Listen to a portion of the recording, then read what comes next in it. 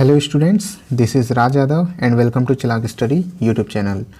तो आज के इस वीडियो में हम लोग ये देखने वाले हैं कि मेरिट में आने के लिए टीचिंग एप्टीट्यूड इतना ज़रूरी क्यों है। ठीक है, तो मेरिट में आने के लिए आपको टीचिंग एप्टीट्यूड पर फोकस करना बहुत ज़रूरी है। वैसे तो हर सब्जेक्ट, जितने भी वहाँ पर सब्जेक्ट दिए हैं, हर सब्जेक्ट जो है इम्पोर्टेंट है। ठीक है, अपने आप में हर एक सब्जेक्ट इम्पोर्टेंट है और हर एक सब्जेक्ट को आपको अच्छे से करके जाना है, चाहे वो आपका खुद का सब्जेक्ट का पार्ट हो, जिस भी सब्जेक्ट से आप अप्लाई करने वाले हैं, या फिर जो जनरल सब्जेक्ट हैं जो सभी के में कॉमन टॉपिक हैं, जैसे कि general math, general Hindi, English और पेडागोजी यानी कि टीचिंग एप्टीट्यूड। ठीक है, तो यहाँ पर हम लोग यही देखने वाले हैं कि टीचिंग एप्टीट्यूड इतना ज़रूरी क्यों है। बाकी जो सब्जेक्ट्स हैं सभी ज़रूरी हैं, लेकिन टीचिंग एप्टीट्यूड उसमें से भी सबसे ज़्यादा ज़रूरी क्यों है, इस पर हम लोग देखने वाले हैं। तो आगे इस वीडियो में आपको यही देखने को मिलेगा, आखिर मैंने ऐसा क्यों कहा कि टीचिंग एप्टीट्यूड पर फोकस करना ज़रूरी है। तो ठीक है, चलिए देखते हैं। लेकिन उससे पहले अगर आप लोगों ने इस चैनल को सब्सक्राइब अभी तक नहीं किया है तो इस चैनल को सब्सक्राइब जरूर कर लें, क्योंकि इस चैनल पर आपको अपनी तैयारी से रिलेटेड वीडियोस, आपके काम की वीडियोस मिल जाएगी। साथ ही टीचिंग एग्ज़ाम से रिलेटेड जो भी लेटेस्ट अपडेट हैं वो आपको इस चैनल पर सबसे पहले मिल जाएंगे।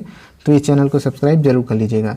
वीडियो पसंद आता है तो वीडियो को लाइक और शेयर जरूर कर दीजिएगा। आइए देखते हैं। तो दोस्तों, यहाँ पर आप देख सकते हैं कि यहाँ जो जितने लोग भी EMRS का जो ऑफिशियल नोटिफिकेशन निकला हुआ है, ठीक है, EMRS का जो वैकेंसी का ऑफिशियल नोटिफिकेशन जो आया हुआ है, अगर उसको जिस भी स्टूडेंट ने अच्छे से पढ़ा होगा तो उसको इस बारे में पता होगा। लेकिन आप में से जिसने भी अगर उस नोटिफिकेशन को अच्छे से नहीं पढ़ा है तो कोई दिक्कत की बात नहीं है। मैं आपको ये बताने वाला हूँ कि आखिर टीचिंग एप्टीट्यूड इतना ज़रूरी क्यों है। ठीक है, तो आप देख सकते हैं यहाँ पर ऑफिशियल नोटिफिकेशन में एक चीज़ लिखी हुई है कि tie breaking criteria for CBT to be conducted by NTA। CBT यानी कि कंप्यूटर बेस्ड टेस्ट जो है पूरी तरह से ऑनलाइन होगा, कंप्यूटर बेस्ड होगा। CBT इसी को कहते हैं। ठीक है, तो आपका जो ऑनलाइन टेस्ट इसमें होने वाला एग्ज़ाम जो है, जो कि NTA कराने वाली है। NTA आपको पता होगा, नेशनल टेस्टिंग एजेंसी जो है, जो पूरे ऑल इंडिया की जो है बड़े बड़े एग्ज़ाम्स को कंडक्ट कराती है और उसके एग्ज़ाम लेती है। तो वो एग्ज़ाम लेने वाली है। तो उसने टाई ब्रेकिंग क्राइटेरिया एक बनाया हुआ है हर वैकेंसी के लिए। ठीक है, मतलब हर पोस्ट के लिए। जैसे आप इस टेबल में देख सकते हैं क्या क्या दिया हुआ है। TGT, PGT, वाइस प्रिंसिपल और प्रिंसिपल, सभी के लिए टाई ब्रेकिंग क्राइटेरिया उसने बनाया हुआ है। कि मान लीजिए टाई ब्रेकिंग क्राइटेरिया क्या होता है, जैसे वैकेंसी के जो फाइनल लिस्ट आते हैं, ठीक है, फाइनल लिस्ट जब आएंगे सिलेक्शन के, तो उसमें कई बार क्या होता है कि दो स्टूडेंट के बीच मान लीजिए कि पेच फंस जाता है कि दो स्टूडेंट, एक एग्जांपल मैं आपको देता हूं, जैसे कि 100 सीट्स हैं। ठीक है, 100 वैकेंसीज हैं और पूरी जो लास्ट लिस्ट बनाने से पहले, लिस्ट बनाने के वक्त कई स्टूडेंट का नाम, एक एक नंबर के लिए कई सारे स्टूडेंट का नाम आ जाता है। जैसे कि मान लीजिए 110 नंबर में कई सारे स्टूडेंट के नाम होंगे, ठीक उसी तरह 109 नंबर में भी कई सारे सैकड़ों हज़ारों स्टूडेंट के नाम हो सकते हैं। तो उसमें से मेरिट लिस्ट बनाना बहुत मुश्किल हो जाता है, क्योंकि अगर ऐसे मेरिट लिस्ट बनाई जाती है तो कई बार ऐसा कंडीशन आ जाता है कि जितने सीट्स खाली रहते हैं, जैसे कि 100 सीट खाली है यहाँ पर, तो 100 सीट खाली हैं तो लिस्ट बनाने पर 150 लोगों के नाम वहाँ पर आ जाते हैं। एक ही नंबर पे कई लोगों के नाम होते हैं, इस वजह से मान लीजिए 100 सीट में सेम नंबर के 150 लोगों के नाम आ गए, तब फिर फाइनल लिस्ट कैसे तैयार की जाएगी।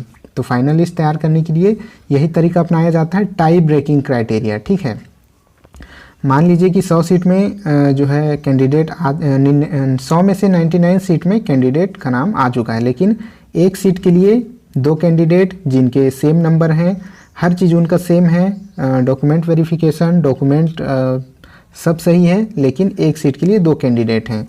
अब दोनों के अगर सेम नंबर हैं तो दोनों में से एक को कैसे चुना जाए, तो वहाँ पर काम आएगा ये टाई ब्रेकिंग क्राइटेरिया। तो यहाँ हर चीज़ के लिए अलग अलग है, हर पोस्ट के लिए। तो यहाँ पर हम बात करते हैं TGT और PGT के बारे में। तो यहाँ पर जो फर्स्ट क्राइटेरिया जो दिया हुआ है, सबसे पहले क्या देखा जाएगा टाई ब्रेकिंग के लिए कि उन दोनों में से किसको चुना जाए। उसके लिए सबसे पहले देखा जाएगा टीचिंग एप्टीट्यूड, TGT में भी और PGT में भी। आप देख सकते हैं TGT के लिए भी फर्स्ट क्राइटेरिया जो है, फर्स्ट क्राइटेरिया टीचिंग एप्टीट्यूड है, और PGT के लिए भी जो फर्स्ट क्राइटेरिया है वो टीचिंग एप्टीट्यूड है। यानी कि आपके टीचिंग एप्टीट्यूड के नंबर देखे जाएंगे कि आपने टीचिंग एप्टीट्यूड में कितने नंबर पाए हैं। तो मान लीजिए 2 कैंडिडेट में से एक ने जो है टीचिंग एप्टीट्यूड में 18 नंबर पाए हैं आउट ऑफ 20, ठीक है, क्योंकि ये 20 नंबर का होने वाला है। और जो पहला कैंडिडेट है उसने पाया है 17 नंबर 20 में से। तो जाहिर सी बात है कि क्राइटेरिया के हिसाब से इसका नंबर ज़्यादा है टीचिंग एप्टीट्यूड में, तो सिलेक्शन किसका हो जाएगा, इसका। इस वजह से मैंने कहा कि टीचिंग एप्टीट्यूड इतना इम्पोर्टेंट है। आपको हर सब्जेक्ट में कमांड तो आपको रखना है, लेकिन साथ ही साथ टीचिंग एप्टीट्यूड को आपको बहुत मजबूत रखना है, क्योंकि अगर कहीं पर फाइनल सिलेक्शन लिस्ट में आपका ट्राई ब्रेकिंग क्राइटेरिया में आपका नाम फंस जाता है तो आपको टीचिंग एप्टीट्यूड के हिसाब से ही जो है फाइनल लिस्ट में आपका नाम जाने वाला है। इसलिए टीचिंग एप्टीट्यूड आपका बहुत मजबूत होना चाहिए ताकि 20 में से ज़्यादा नंबर आप गेन कर सकें, 20 में से ज़्यादा नंबर आप पा सकें, जिससे आपके फाइनल लिस्ट में जाने से कोई भी रुकावट पैदा ना हो।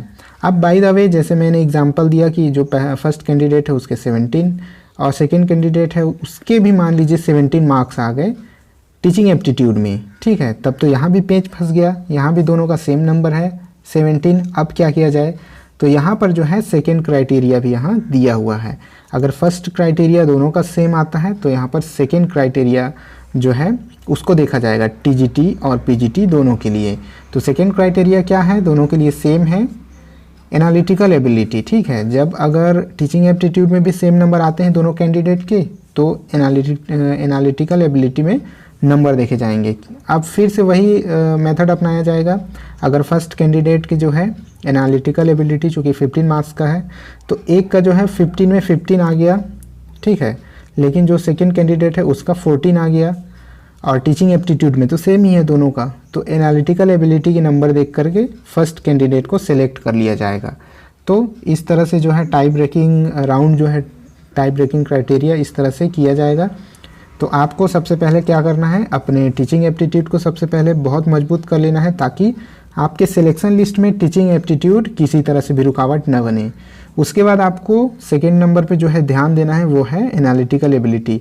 टीचिंग एप्टीट्यूड बहुत मजबूत रहना चाहिए। उसके बाद आपका एनालिटिकल एबिलिटी यानी कि जो आपकी जो रीजनिंग है, ठीक है, रीजनिंग पावर भी आपकी बहुत मजबूत होनी चाहिए। आपकी जो तर्क क्षमता है, ठीक है, तर्क करने की जो शक्ति है वो भी बहुत मजबूत करना है, आपको प्रैक्टिस करना है ना, क्वेश्चन पेपर वगैरह सॉल्व करके बहुत ज़्यादा इसको प्रैक्टिस कीजिएगा, तभी आपकी रीजनिंग जो है वो अच्छी हो पाएगी। तो बस यही बात है कि टीचिंग एप्टीट्यूड इतना इम्पोर्टेंट क्यों है। टीचिंग एप्टीट्यूड के साथ साथ आपका एनालिटिकल एबिलिटी भी बहुत इंपॉर्टेंट है, तो इन दोनों पर विशेष ध्यान दीजिएगा। साथ ही अपने सब्जेक्ट कमांड भी आपको अपना रखना है, जिस भी सब्जेक्ट से आप अप्लाई कर रहे हैं, लेकिन आप किसी भी सब्जेक्ट को नेग्लेक्ट नहीं कर सकते, चाहे वो जनरल हिंदी है, चाहे वो जनरल इंग्लिश है, चाहे वो जनरल मैथमेटिक्स है, ठीक है, आपका जीके है, सीए है, हर पोर्शन को आपको मजबूत रखना है। तो यही एक बात थी। और जैसे कि इस चैनल पर आपको हर एक सब्जेक्ट से रिलेटेड वीडियोस मिल जाएंगे और रेगुलर वीडियोस अपलोड भी हो रहे हैं, तो अगर आप लोगों ने अभी तक इस चैनल को सब्सक्राइब नहीं किया है तो सब्सक्राइब करके लाभ ले सकते हैं, ठीक है। रेगुलर अपना जो है तैयारी जारी रखने के लिए इस चैनल को आप यूज़ कर सकते हैं। तो ठीक है, यही एक जानकारी थी। अगर वीडियो पसंद आई होगी तो एक लाइक ज़रूर कर दीजिएगा, साथ ही चैनल को सब्सक्राइब भी ज़रूर कर लीजिएगा। इस वीडियो में इतना ही, मिलते हैं नेक्स्ट वीडियो में, तब तक के लिए जय हिंद।